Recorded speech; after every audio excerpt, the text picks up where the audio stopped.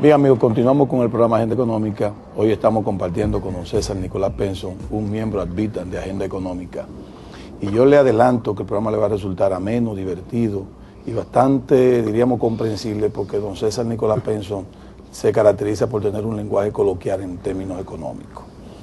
Don César y Luis, a mí lo que me ha gustado del 4% es que mantenemos un crecimiento sostenido, pero con estabilidad macroeconómica. Sí, correcto. Porque yo siempre digo, y hemos reiterado mucho en este programa, es que cuando hay crecimiento con inflación, se diluyen los esfuerzos, se diluyen los logros. Ahora, cuando el crecimiento económico de un país, que en este país ahora tenemos 7 años consecutivos de crecimiento económico con estabilidad, entonces, si mantenemos ese crecimiento económico por algo más de 10 años, como ha pasado con Brasil, casi Colombia está casi llegando a ese periodo, vamos a ver el inicio del camino del desarrollo social.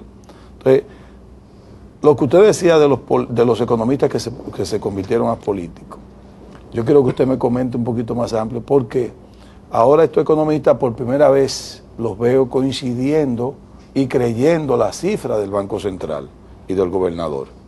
Ellos entienden que sí, que crecimos un 4%. Cuando el gobernador el año pasado, a principio de año dijo que el año pasado crecimos un 7.8, ellos dijeron que eso son cifras inventadas.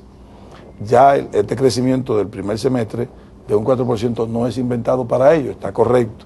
Sin embargo, ellos dicen que se habló mentira porque se puso una expectativa de crecer 7.5 y que ahora es 4%.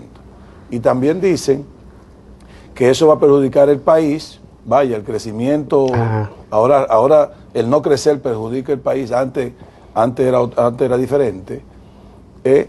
Y dicen porque además el gobierno redujo en más de 20.000 millones de pesos sus gastos. Pero bueno, estos son los economistas que dicen que el gobierno ha sido un despilfarrador de los recursos del Estado, que ha gastado más de lo que tenía que gastar. Pero entonces ahora admiten que también redujo. Entonces, lo que veo que siempre dicen, cuando las cosas son buenas, siempre buscan algo malo. Cuando las cosas no son tan buenas, pues ponen algo peor. Pues tienen realmente el carácter político. Y ese es lo lamentable del asunto. Lo penoso es que cuando un técnico de cualquier índole pasa a través de un cristal político, sus opiniones dejan de ser opiniones creíbles. Porque, y yo lo decía en un momento, es así, ¿verdad? Es cuestión de cómo convenga para el momento. Pero las situaciones políticas son tan cambiantes y la política es simulación, entonces va a estar continuamente adaptándose a ese mecanismo, se pierde credibilidad y sobre todo lo que dije antes no funcionó, es donde dije Diego, donde dije Diego, y entonces entran en sus propias contradicciones. Lo positivo para ellos es el hecho de que la dinámica política hace que se olvide lo que la semana antepasada dije. Y aunque me contradiga, no importa, porque lo importante es crear un ambiente en un momento determinado. Es como ni a favor ni en contra, sino no, todo lo contrario. Pero alguien definía a un economista, y eso es peyorativo, no es mío, ¿verdad? Que decía que no es más que un técnico, que es un especialista, que explica por qué lo que predijo antes no funcionó. Entonces, en este caso, sí se le puede aplicar perfectamente a esas personas que andan por esa ruta. Porque ni siquiera se molesta en explicar. Coincidir con el crecimiento. Y algo que yo quiero señalar claramente, en el Banco Central no se hace la economía, se mide. Claro.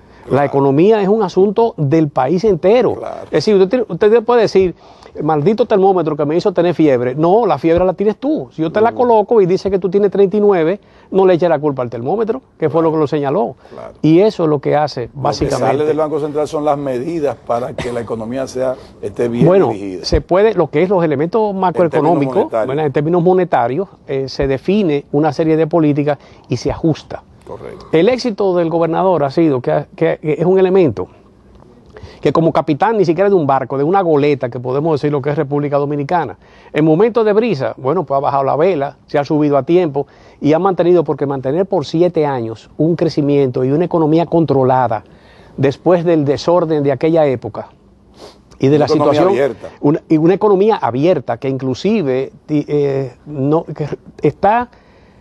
muy susceptible a los elementos externos. Entonces, toda esa condición, pues, definitivamente que se han podido mantener. Por eso, como tú mencionabas, que ese 4% independiente pudo haber sido un 5.2 y no son más que cifras preliminares de una porción del año.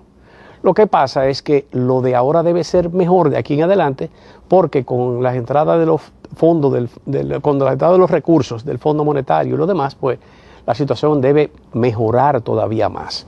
Y por eso cuando Luis mencionaba, ¿verdad?, lo que es la parte optimista, de pensar qué puede suceder a partir de esta época, en lo que queda del año, el mensaje del gobernador es sumamente importante, porque da señales claras de hacia dónde vamos. Y al fin y al cabo la economía, y la economía dominicana más, es un asunto de confianza. Tan pronto se confía en lo que puede haber, por eso se ha mantenido, a pesar de que leí en estos días que se había estrepitosamente caído la inversión extranjera, y yo no sé a dónde que miden, o dónde que leen, o qué es lo que hay, porque las informaciones que tenemos es todo lo contrario. Claro. Aquí hay un flujo tremendo de inversión. Un flujo tremendo, pero es que solamente es producto de la garantía. El capital es tremendamente temeroso. La mejor demostración de eso, don César, es la colocación de los bonos soberanos. De los bonos soberanos. Fueron demandados creo que en un 600%, o sea que salimos a colocar 500 millones y hubo oferta de compra de 3.000 millones.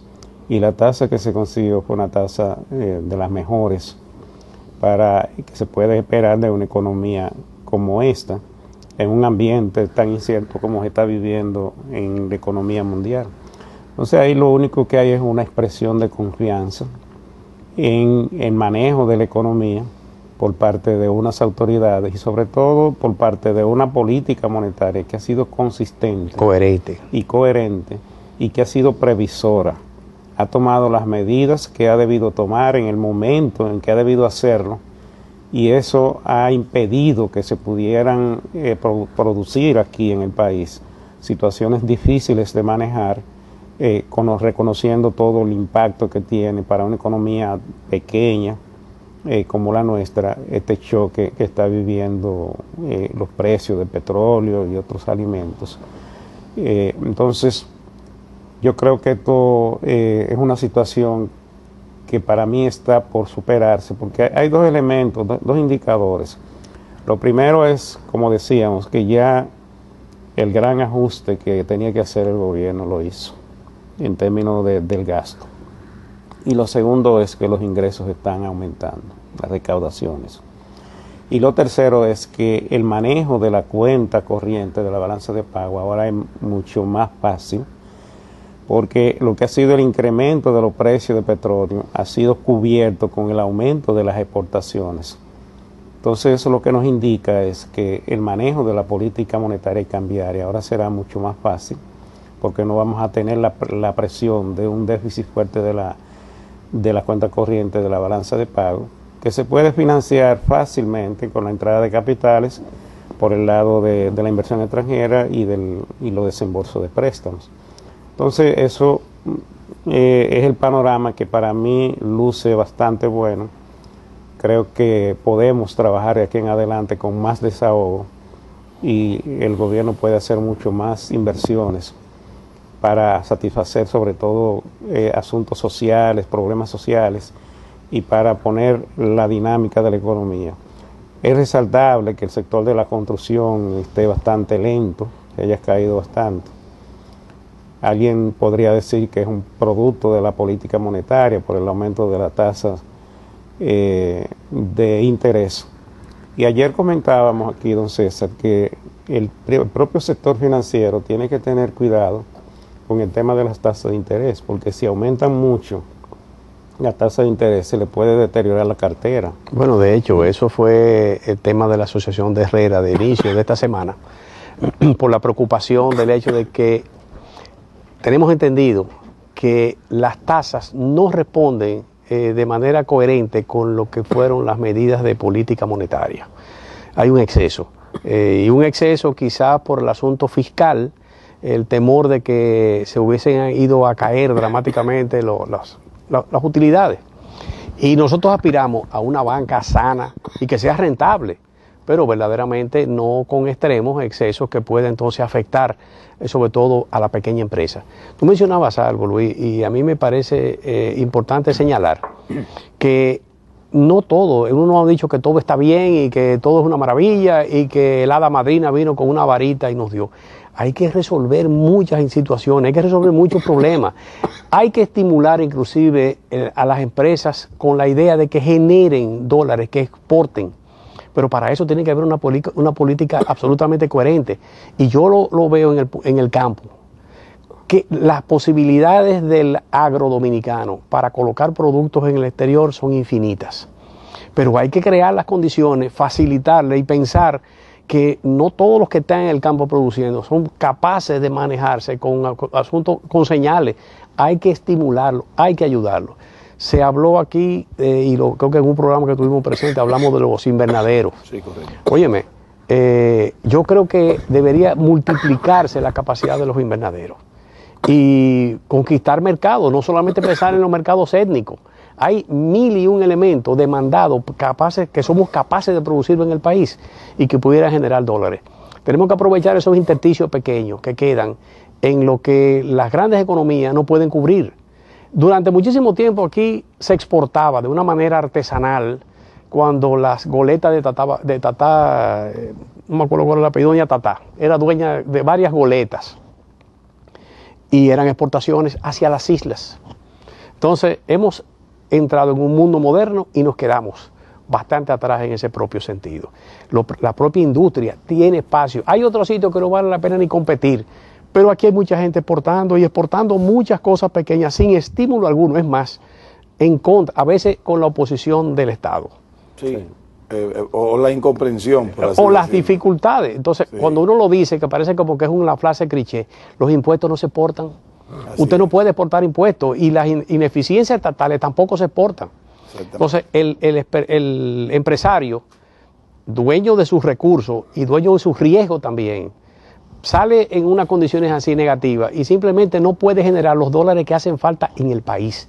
Yo creo que el asunto que también es muy positivo del crecimiento que ha tenido el turismo, Zona Franca tiene una situación crítica y no se sabe hasta dónde podrá llegar. Pero tiene 2 años creciendo. Pero transformar la Zona Franca también, dejar las cosas en las que no somos competitivos y transformarlo hacia otros mercados, también es factible. Exactamente.